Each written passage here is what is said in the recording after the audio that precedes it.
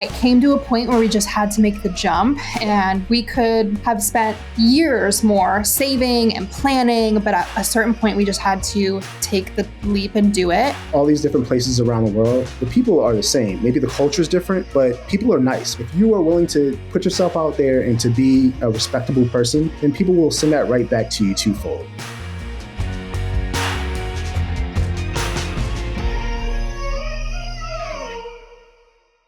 Bold decisions can lead to extraordinary journeys, and Navy veteran Tony Coffield and Sarah Fiksdahl are living proof of that. As the travel influencers behind the Detour Duo, they sold their possessions and embraced life of full-time travel. While their own YouTube channel grew, this past year they also won a contest to become the faces of the Fair Drop YouTube channel, traveling to breathtaking destinations like Guatemala, Iceland, and Slovenia. And their work didn't stop there. Tony and Sarah also won a regional Emmy for their show, Destination Maryland, that aired on local TV. Tony and Sarah have built a community of adventurers, and their story is an inspiring testimony to the power of following your dreams and thriving outside of the conventional path. Tony, Sarah, welcome to the 1 Mile, 1 Veteran podcast. Thank you so what much. An intro. Appreciate it. As our listeners are getting ready to start their Strava app and begin their mile-long walk, I'd love to dive right in to your journey. You launched your YouTube channel back in 2020. One, whose idea was it, and what was the inspiration behind doing so? I think it was more so my idea at first, as far as like the YouTube channel. So I have a background. I'm a Navy veteran. I was an MC, mass communication specialist. And so I had training in graphic design, photography, videography, editing, all this stuff at my disposal. And so I wanted an avenue to be able to use that outside of the military. And so I started already creating kind of my own little videos here and there. And I was like, you know what? We could probably do this. Like, we have already started watching Carrie and Nate, and we were like, I think it's going to take us a long time to be like that good, but like we can definitely do what they're doing. We can like go out and travel and see the world. And Sarah was all about travel, so it was such an easy sell. Yeah, it was middle of COVID, and we were both working. I worked from home anyway, but I was feeling the stir crazy cabin fever. I was in a career that I had gotten into right after college that was supposed to be like a 2-year transitional career, turned into a 7-year career. So we're just both kind of thinking of what's next and what will allow us to be creative and also pursue this passion of travel that we both had. So we were going to take our first international trip together in 2020. And as you know, COVID happened. So like the world shut down. And I think this was like early spring, late spring. Mm-hmm. So we had our flight, and it was like the next week, and then everything shut down. So we kind of had to cancel our plans. This was like right before we decided to start the channel, but like we were going to already start traveling together. And so then we were kind of stuck in the house, and, with the military, you weren't allowed to go very far anyway.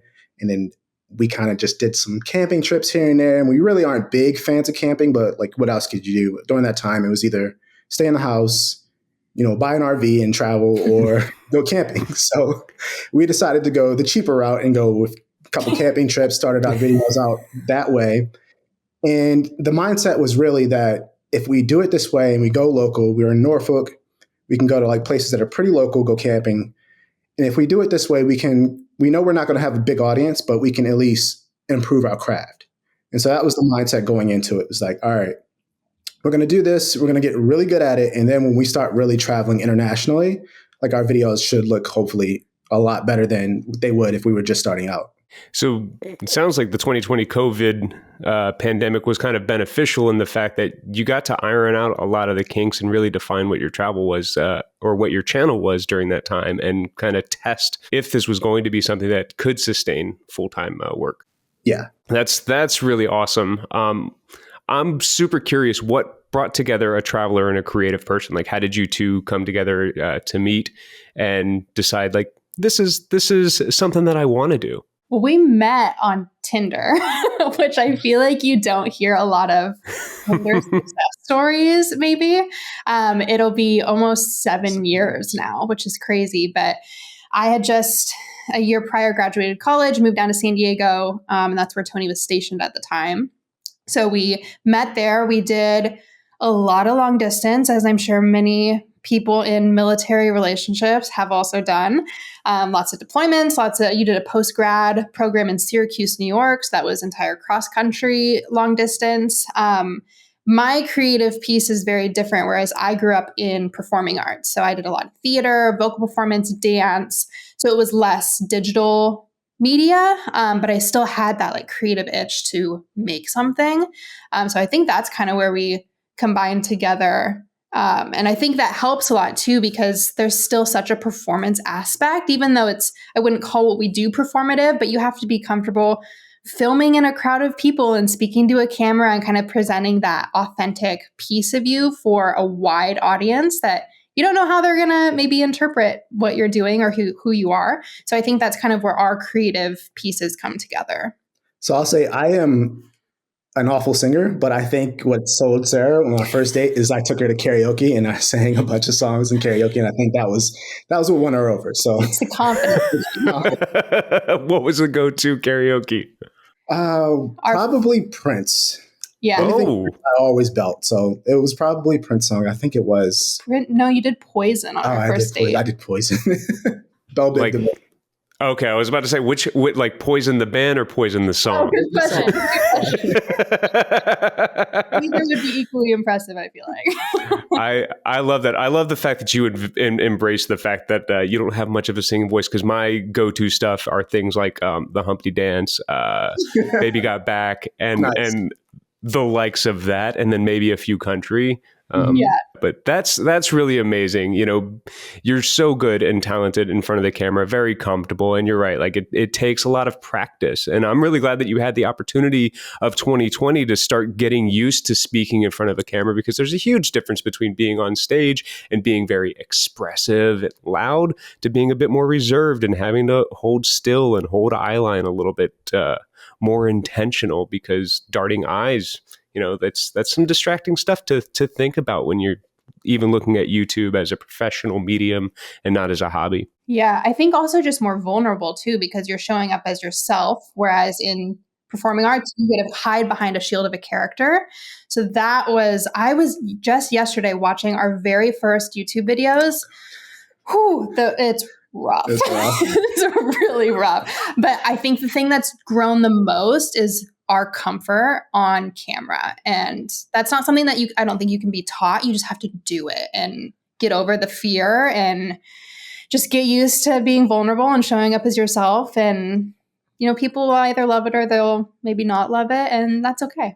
I think too, that a lot of people overlook the fact that you don't get any context clues from the camera. You're just staring at a camera and it's not reacting to what you're talking about. So like if you're telling a funny story and you want to like, okay, maybe this wasn't as funny as I thought it was, or maybe this is hilarious, you won't know that from the camera. So it's like it's an adjustment to really just like zone in and kind of try to be yourself in front of the camera without it having that reaction back to you. Absolutely. You also don't know from the comments section sometimes. Yeah.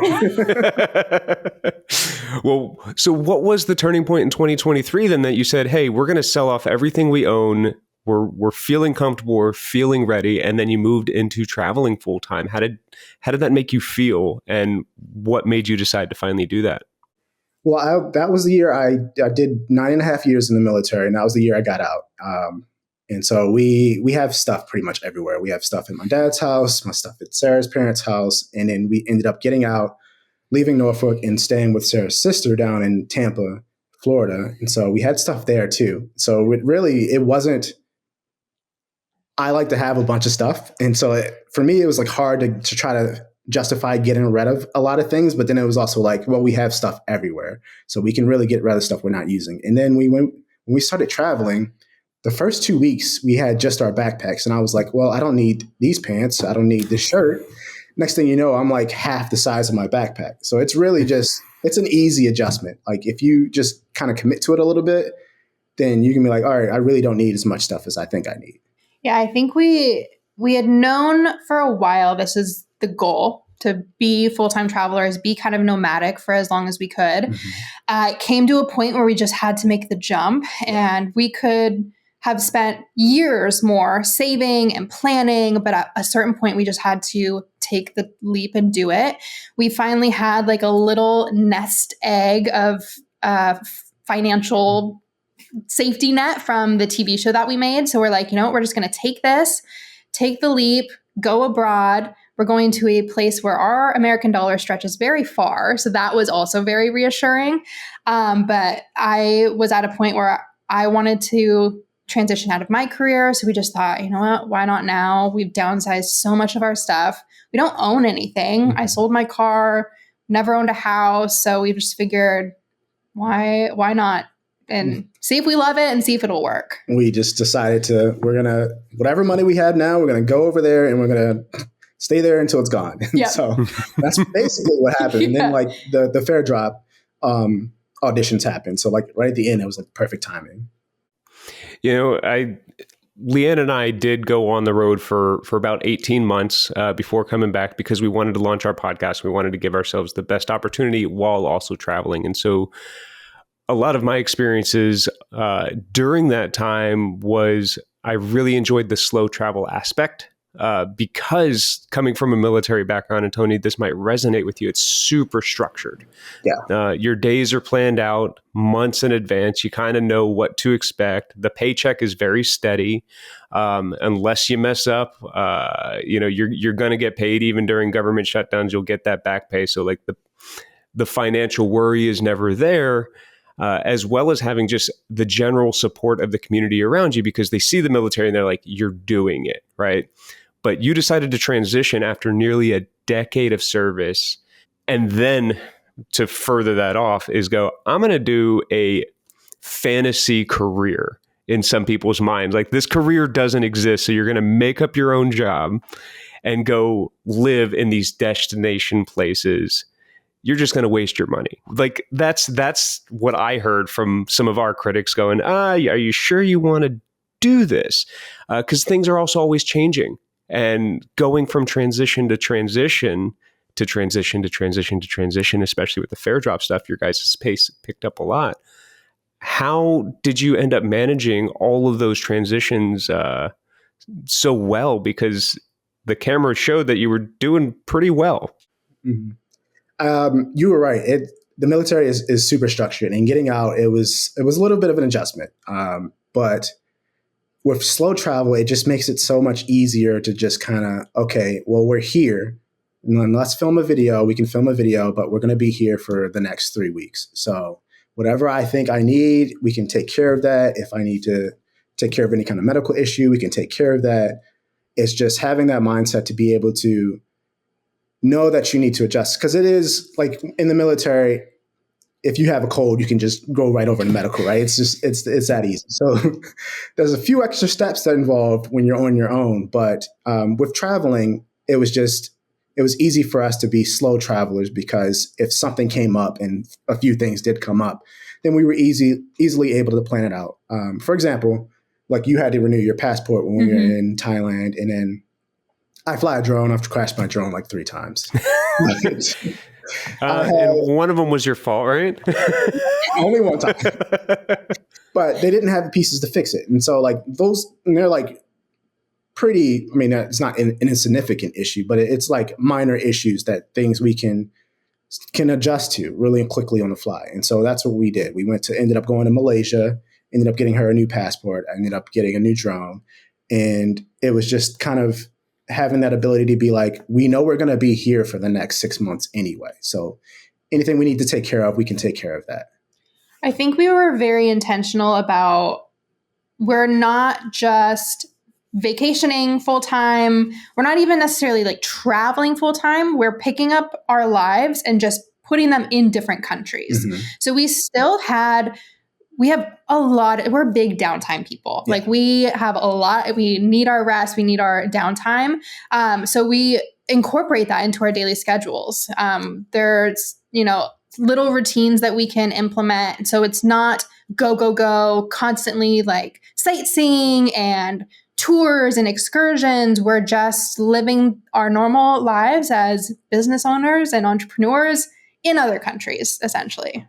That's really awesome. And it sounds very similar to the rhythm that we had instilled. I mean, for me, that first month took a huge toll on my mental and physical health. We went to Normandy, France for 30 days. And I didn't realize how tough the language barrier was going to be. I didn't realize how hard it was going to be being away from the supportive community. And so, that first month, Leanne and I were ready to come home because she saw the toll that it was taking on my mental and physical health, not just because I had PTSD and we were visiting World War II cemeteries and there was anniversaries going on and stuff like that.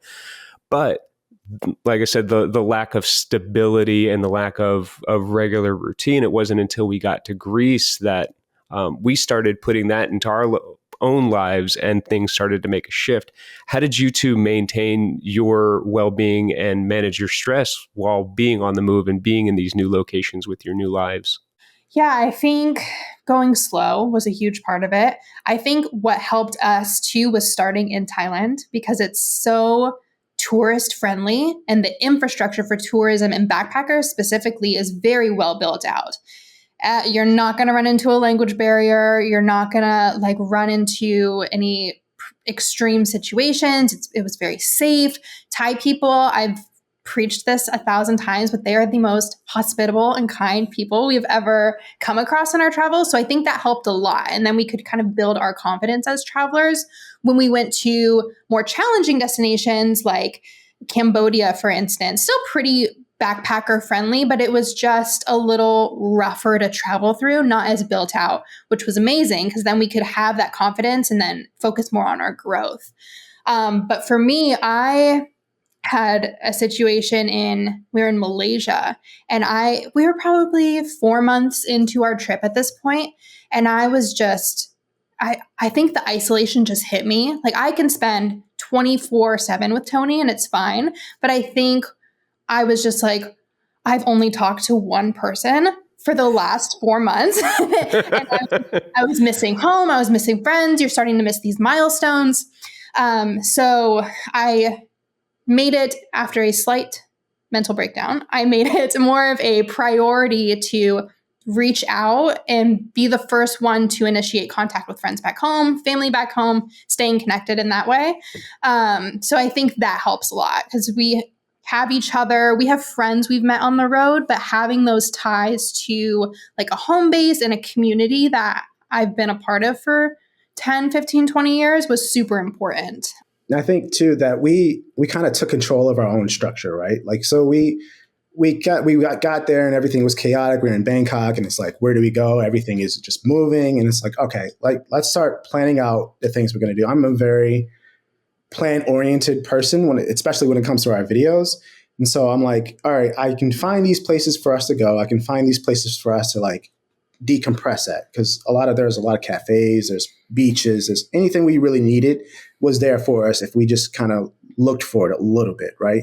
And then I think it helps too having each other there. So when she's had her breakdown, I was kind of there to kind of be that support system for her.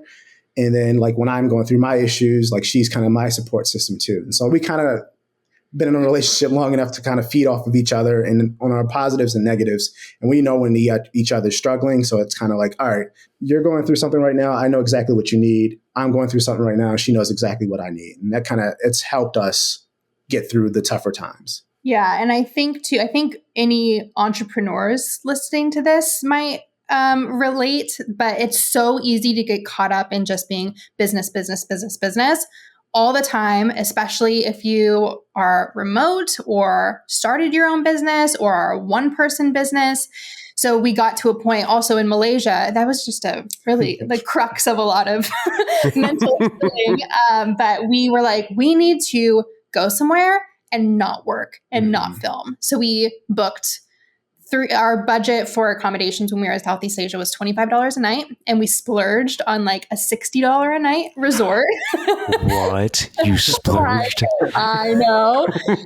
We stayed there for 4 nights. It had a pool. It had poolside service. And we're like, this is luxury. Yeah, and then nice. By the time we had that R&R, we're like, all right, we're ready to get back into it. So I think just taking the time and putting a full stop and just being like, you know what, I just need a week or a month or however long. So then you can come back fresh and hit whatever goals you have even harder. And we do that while we're home too. We'll do workations or staycations while we're home. It's all right, we need to stop, hit pause, and then just kind of decompress, reset, take a week and then come back to it. And that's helped us too. Yeah, that ebb and flow is super important. I mean, in any relationship, I know that we've all had best friends and partners that we've spent too much time with, but if we give ourselves a little bit of separation from the workload, the relationship, we end up growing fonder, and that separation is necessary. However, like you both, Leanne and I have owned a business together since 2015.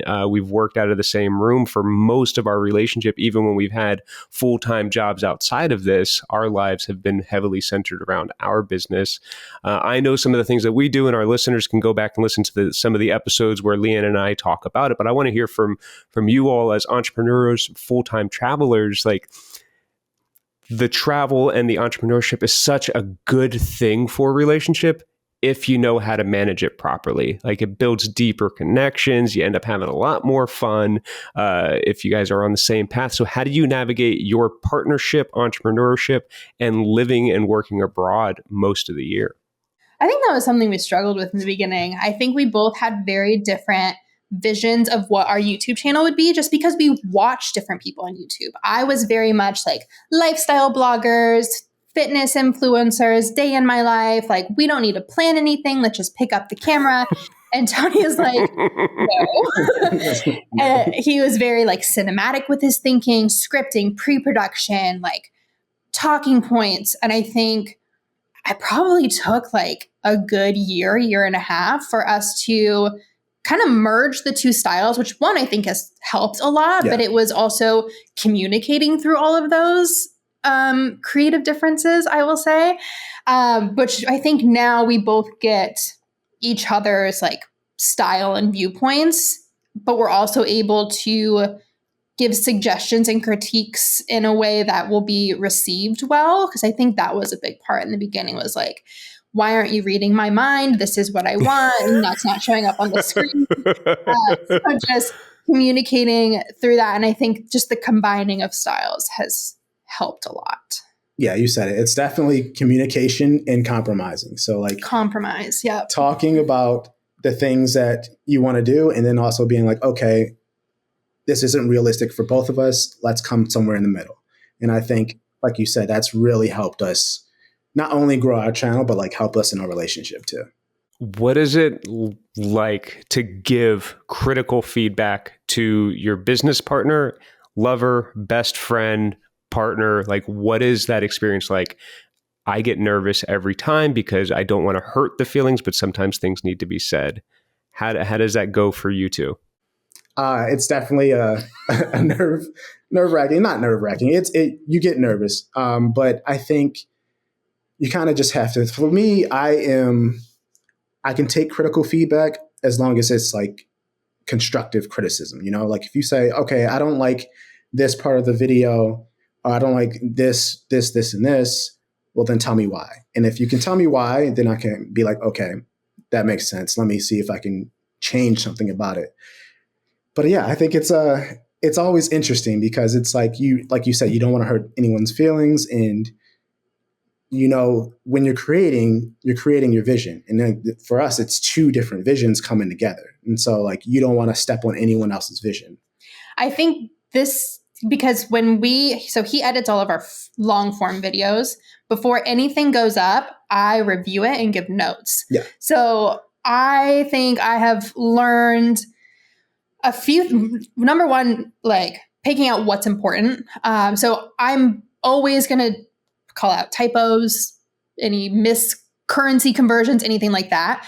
And then I think I've gotten better at this, is understanding his style and vision when he's editing, and not like nitpicking that, but maybe giving feedback on how it can be presented more effectively, or maybe a little shinier or better. Or sometimes he'll throw in like a joke or a voiceover line, and I'm like, that didn't quite land. Let's take that, out.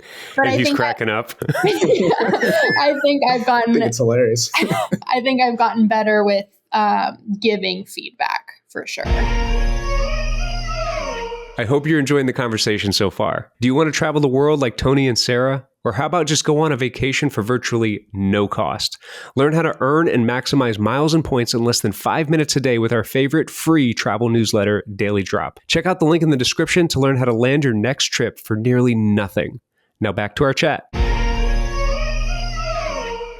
That's really good. Learning those communication styles, it can be stressful. I mean, it takes sometimes years to develop that. And I know at times, like, I still feel defensive when I'm hearing the initial feedback, and I just have to learn how to wait and know that, Leanne has the best interest in mind when it comes to this stuff. Cause I'm kind of like you, Sarah, in terms of, I like to be free flowy. I don't like to be as planned out. It gives me a little stress, even though, like, I also really enjoy planning and see the value in it. I used to overplan, so I need to be a little bit more like free and do what you want. But it takes time, and I think you guys have struck a really good balance because your jokes are landing, Tony. Yes. I will say too, as over the past few years, I've dabbled more in video editing. Short form's piece of cake for me. I can whip out short form content all day, but like for our Patreon members, I will do some long form videos of what didn't make the cut of our full length. So that has been a wake up call of how difficult it is. And I'm like, oh, this is why Tony preaches about pre-production. This is why he wants to have these bullet points ready to go for when we're on camera. So we're not just standing there like, well, I don't know what to do. What do you want to do? So that was a lot. Just learning like, oh, he wasn't just being nitpicky about it. There's a rhyme and a reason for all of this. So that has helped me a lot. And I think too, is I'm kind of like you, and I feel myself like getting defensive over my work. And so used to be that, and sometimes I'll still do this, especially if I want to see if a joke will land, I'll sit there and watch with her. But most of the time it's like, okay, here's the video, go ahead and watch it and just give me notes. And then I'll look at the notes, and then it's like, okay, I can see what she's saying and what changes I need to make. And you're not seeing like me get defensive in my face or anything like that. So it's very helpful to have notes. You don't like watching me watch the video. No. It sounds very collaborative, and it's cool that you've worked that out and found out what works for you. And Sarah, you've also learned you can't just fix it in post. No, you cannot. Not always. So you two had mentioned taking a break when needed is so good, but there does come the time when you have to film. So, and even if you're not necessarily mentally there, it's just like, hey, we had this on the schedule. We've got this, tour booked, but I'm not feeling my best. Like, how do you stay present in the moment while producing content and also enjoy these places, at least to give it that authentic feel of you enjoying the places, but more so like you become full-time travelers because you love traveling, not because, you're thinking of making it big. You're just hoping to pass on your knowledge and your experiences to people so that they can one day experience it themselves. So how do you stay present while you're out there producing high quality content? I think what's helped us is that we kind of structure it in a way that, well, in the morning and the afternoon, you're going to get the best light for videography or photography anyway. So we kind of in the mornings like, okay, well, let's go to these places. Let's hit these things, film what we need to film. And then we can film what we need to film in the afternoon. And then we have the middle of the day to do whatever we want to kind of experience a place a little bit more, go maybe a little bit more in depth. We'll still have the camera with us, but it won't be something that's like, oh, we need to go to this place and film this and go to this place and film this. It's like, oh, no, we happen to just want to come here because it looked like fun. And then, oh, well, I have the camera with me. Maybe I'll get a shot of this because it's a cool reaction or a cool experience in that moment. But it also helps for us for slow traveling too. It's because we can go to a place, we can say, all right, let's just take the first week to film what we need to film. And then we have the next 2 to 3 weeks to kind of just go out and get lost in a new place. Yeah, I think being strategic with our filming schedule has helped a lot too. About a year or two after we started our channel, we went to Boston and it was amazing. It was a great trip, but we just had a list of things we knew we wanted to shoot and there was no really rhyme or reason for the order, how we were going to shoot it. So we were bouncing across town. Like complete opposite directions all day. And I got so burnt out so quickly. So now we approach filming like, okay, these are all in a central area. We can walk to each one, rest of the day, go nap, go to lunch, go do whatever. So we're a lot more strategic about just the logistics of filming while traveling, because traveling is tiring in itself. Yeah. So then when you're adding a work schedule on top of it, that has helped a lot, I think. For me, I get a lot of FOMO in places. Yes. Fear of missing out. But it's easier when we're international because it's like, I don't know what to expect. And when I say international, I mean like international places that aren't like huge tourist places. So I know to go into that place and be like, I don't know what to expect. We don't really have to have a plan. But like when we make videos in the US, it's always like, well, I know people are going to say, well, why didn't you go to this place? Why didn't you go to this place? Why didn't you eat at this place? And it's like, well, we're only here for 48 hours. We can't do everything. But in my mind, I know we're going to get those comments. We have to go to that place.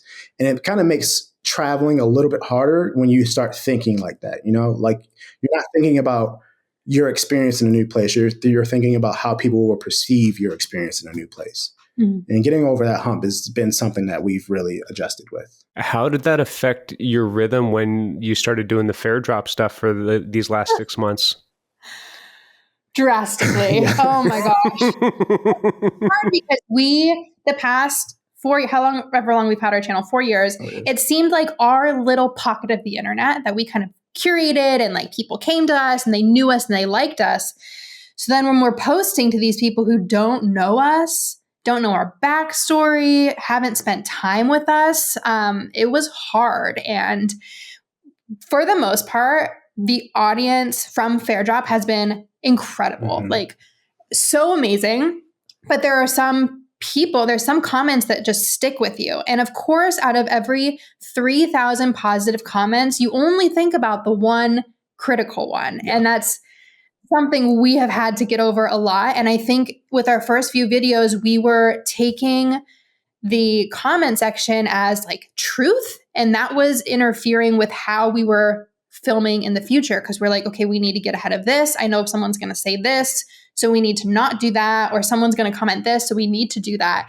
And we had to kind of get out of that and just being like, you know what, people voted for us for a reason. We have this job for a reason. So let's just create these videos like we should. And the people who love it are going to stick around and keep supporting us. But it's hard. You have 1,000 anonymous voices in your head, and it's hard to just block them out and kind of remember why you started this in the first place. Sometimes we're like, we're here for 3 days. We'll say this in the video, like as soon as the video starts. We're here for 3 days. We can't see everything. We know there are these places that people love. These are the places we're going to go to, and this is going to be our experience. And so we kind of get that out of the way up front. And so that way it's a little easier for us to be like, okay, now that we know what people's expectations are, let's just go and travel. Have you heard of this? It's called like a bean soup phenomenon. No. So say there is a food TikToker and she makes recipes and she posts a video. This is how you make the best bean soup. Inevitably, there's going to be someone in the comments saying, well, what if I don't like beans? And it's like, then this video is not for you. And I think that's a lesson that I have to remind myself. Like, you cannot be all things to all people. And so if you just show up as yourself, someone is going to love it, relate to it, resonate with, and those are the people that it matters most to keep showing up for. That's such a great story, and I haven't heard that. Surprisingly, I know you can't be all things to all people, but the bean soup analogy, great pull out, Sarah. I love that. That's all the hours I spend on TikTok. From all your travels, from Thailand to Guatemala to Iceland, you've seen so many different places and cultures, whether it's during the slow travel or the faster pace, depending on the season. Are there any common themes that you've noticed that tie people together across the world? For sure. I think a lot of times with the access to so much social media, you hear things about these places like Guatemala and Mexico City. You hear all these negative things about all the places. And then you go there and you just have to experience it for yourself. Because once you get there, you realize all these different places around the world, the people are the same. Maybe the culture is different, but people are nice. People are friendly. People will, if you are willing to put yourself out there and to be a nice person, a respectable person, then people will send that right back to you twofold. And that's what we've learned on our travels is just like, well, let's just go here. Let's just experience it for ourselves. And then we come back realizing that, wow, that was an amazing time because the people were so friendly. The people were so nice. The culture, we got so in depth in the culture and we need to go back. Yeah. The first thing that comes to my mind is just kindness of people. Yes. Like, I talk about Thai people all the time and how hospitable they are, but Cambodia, Malaysia, like everywhere we've been, people have always been to our face, kind and welcoming. And I think that really, it's nice because when you grow up, especially in a place like the US, you might hear some things sensationalized on media and it's not the full picture of what that country and its people are. So going to those places, it's just, people are the same. They're usually really excited to have visitors. They're appreciative if you are also appreciative of their culture, really willing to teach and invite you in on experiences and customs and things like that. So I think that's like the common denominator I've noticed of every place we've been so far. Yeah, no, I'm really glad to hear that was also your experience. When we went to Egypt, we did so on a whim because it was just the cheapest way to get back to the US when we were coming home. And in typical Danny fashion, I forgot to tell people that I was going there. So when I called them from my lounge chair beside the Nile, they were just like, "Oh my gosh, that's such a dangerous place. Are you careful? Is everything safe?"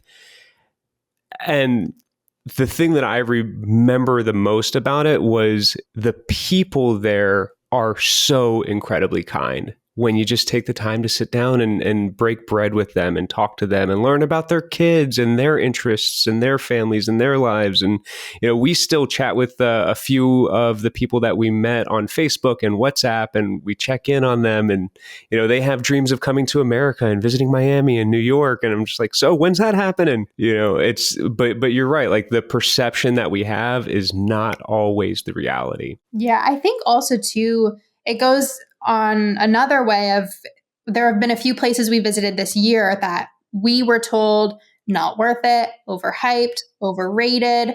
I think of Venice and I think of the Phi Phi Islands in Thailand. Yes. Loved both. We had an amazing time in Venice. We came into the Phi Phi Islands knowing that it was probably going to be crowded. It's going to be more expensive than the rest of Thailand, but we had the best time. And so I'm so glad we didn't listen to the people who say not to go a place because it's dangerous, overrated. Obviously, be smart about how you're traveling, but just experiencing things for yourself is so important. And I'm so glad we did that. Yeah, we try to preach like being respectable travelers and that being smart travelers and being respectable travelers. And that is, going to a place, understanding what that place is like to some degree, and just not being out and like if we go to Guatemala and just not, we call it papaya, but it's basically like flashing around like your wallet or your camera and just going all the different places and back alleys and stuff like that.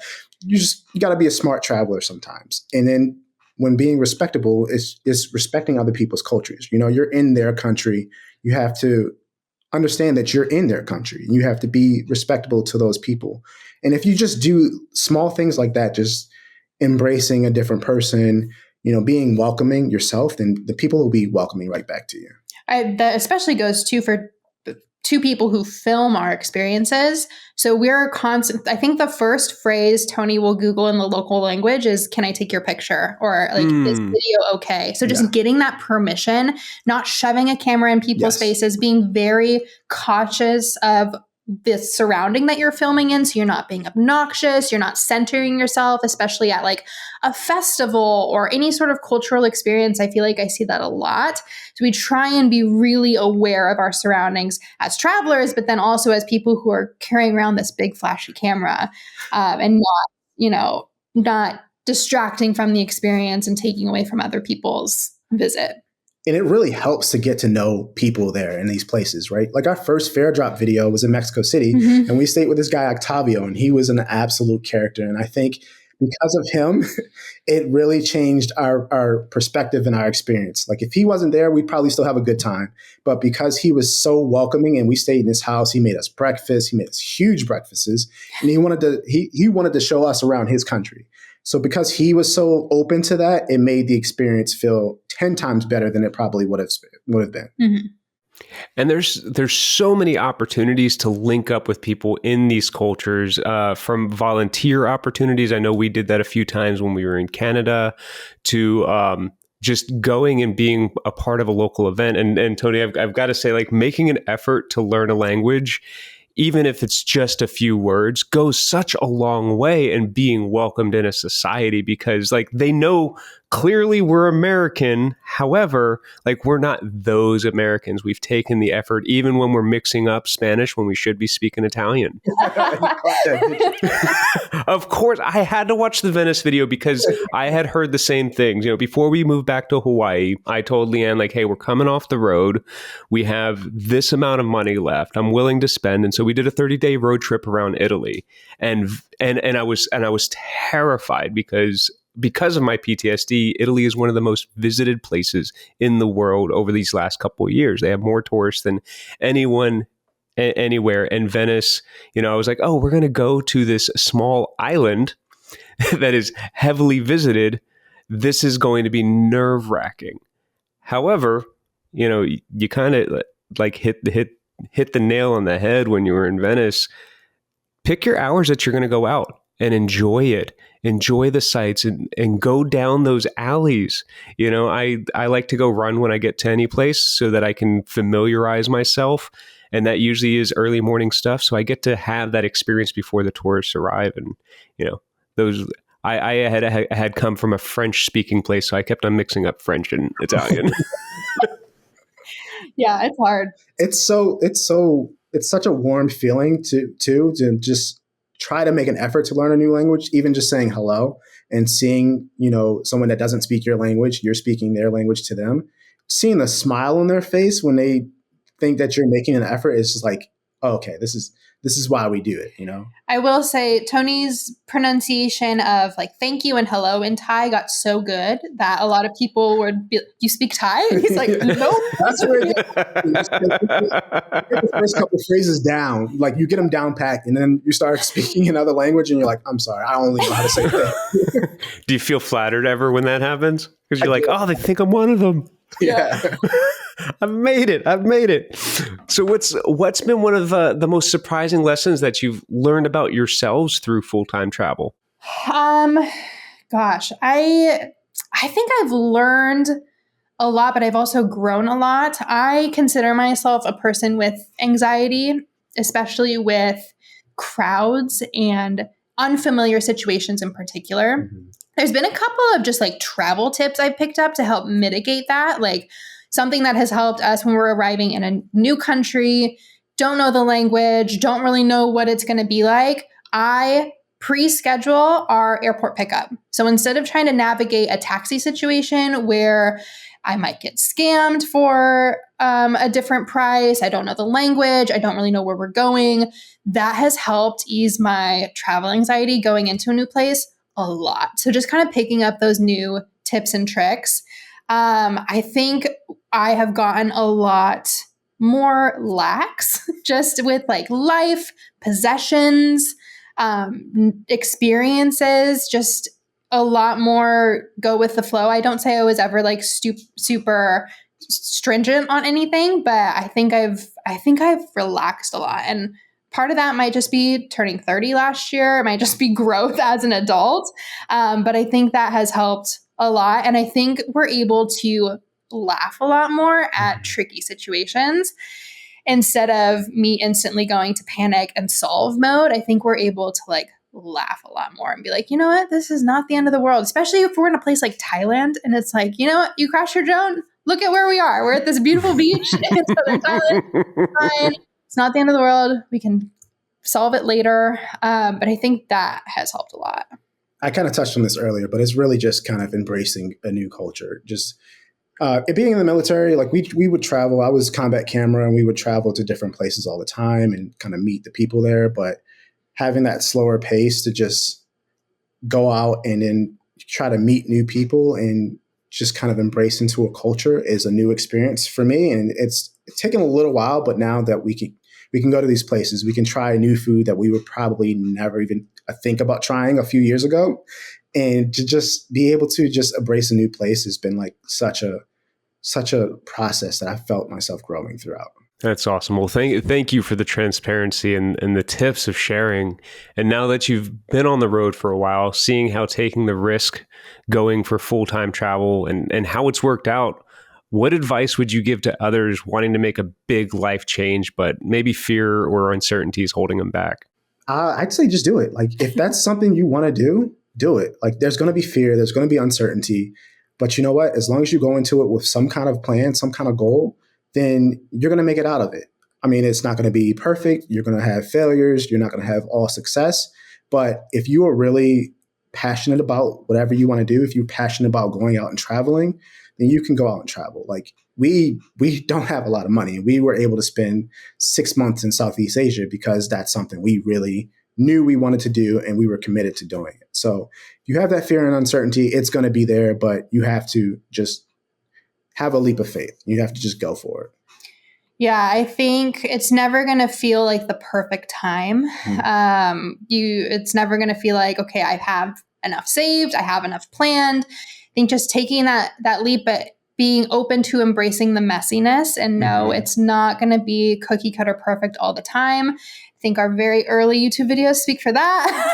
But having someone there who will keep you on it too. I say this all the time. I would have quit 1,000 times if Tony wasn't here because I instantly like being perfect at things and I want immediate satisfaction, immediate success. And that is not the career path we've chosen. You do not get that immediate success, immediate satisfaction. So if you can have someone in your corner, whether they're a part of the project or the leap or not, just to keep you grounded and to keep you on that track, I think is crucial. So plan and have proper support. Yes. But most importantly, go freaking do it. Go do it. That's awesome. Well, looking back on all the countries that you visited, is there any place that had a particularly profound impact on your mental health or outlook on life? I think anywhere with beaches is going to be kind of like my happy place. So if we're in Thailand and we go to the beach and it's like a secluded beach and there's not a lot of people there, I can just sit on the beach with a beer in my hand and a book and just relax and watch the waves pass and watch the sunset. That's like my happy medium. That's where I can feel most mentally stable and most comfortable. So it's not a particular place, so to say. It's just a particular environment that works best for me. I think the one that had the most profound impact on me is Cambodia. I knew nothing of Cambodian history, culture, the atrocities that have happened in very recent history. So we flew, I think, into Phnom Penh. And we're like, before we do anything, we need to go to the museums that really illustrate and teach you about what Cambodian people have been through in their lifetime, which was crazy because you hear these stories about our history and our atrocities, but it's like, oh, it's my great-grandparents or people, you don't have people around you who have been through that. Yeah. So I think that entirely shaped the rest of our Cambodian trip. And with the people we interacted with, I was constantly like, well, where were they when this happened?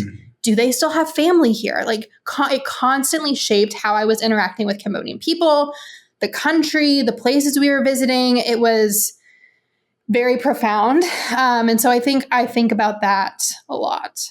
Thank you for sharing that. That's the thing when we do travel or we do open ourselves up to new cultures and experiences, we end up making discoveries that may make us uncomfortable. And, with the work that Leanne and I do, we talk about mental health and more importantly, we talk about suicide.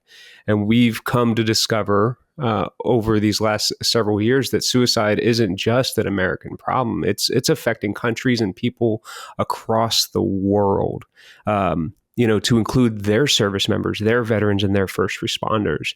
And so it's so important to have a message of hope to carry forward in any country that we have. What message of hope would you have for somebody that's currently battling? I don't want this to sound cliche, but this has really helped me a lot. And as a storyteller, kind of it fits.